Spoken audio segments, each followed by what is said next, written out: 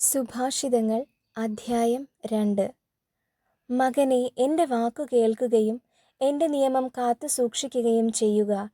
നീ ജ്ഞാനത്തിന് ചെവി കൊടുക്കുകയും അറിവിൻ്റെ നേരെ നിന്റെ ഹൃദയം ചായിക്കുകയും ചെയ്യുക. പൊരുളറിയാൻ വേണ്ടി കേണപേക്ഷിക്കുക, അറിവിനു വേണ്ടി വിളിച്ചപേക്ഷിക്കുക. നീ അതിനെ വെള്ളി എന്ന പോലെ തേടുകയും നിഗൂഢനിധി എന്ന പോലെ അന്വേഷിക്കുകയും ചെയ്യുക. അപ്പോൾ നീ ദൈവഭക്തി എന്തെന്ന് ഗ്രഹിക്കുകയും ദൈവത്തെക്കുറിച്ചുള്ള അറിവ് നേടുകയും ചെയ്യും. എന്തെന്നാൽ കർത്താവ് ജ്ഞാനം നൽകുന്നു. അവിടുത്തെ വചനത്തിൽ നിന്ന് അറിവും വിവേകവും പുറപ്പെടുന്നു. അവിടുന്ന് സത്യസന്ധർക്കായി അന്യൂന്യമായ ജ്ഞാനം കരുതി വയ്ക്കുന്നു. ധർമ്മിഷ്ഠർക്ക് അവിടുന്ന് പരിചയായി വർത്തിക്കുന്നു. അവിടുന്ന് നീതിയുടെ മാർഗങ്ങൾ സംരക്ഷിക്കുന്നു, തൻ്റെ വിശുദ്ധരുടെ വഴി കാത്തു സൂക്ഷിക്കുന്നു.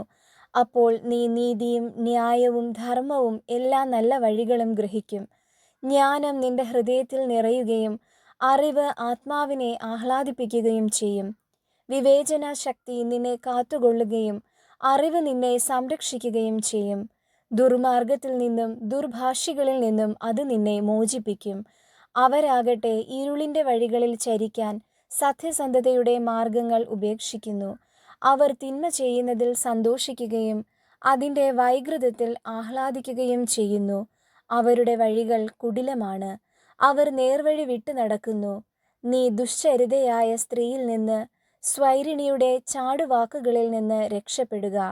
അവൾ തൻ്റെ യൗവനത്തിലെ സഹചരനെ പരിത്യജിക്കുകയും തൻ്റെ ദൈവത്തിൻ്റെ ഉടമ്പടി വിസ്മരിക്കുകയും ചെയ്യുന്നു. അവളുടെ ഭവനം മരണത്തിൽ താഴുന്നു, അവളുടെ പാത നിഴലുകളുടെ ലോകത്തിലേക്ക് നയിക്കുന്നു.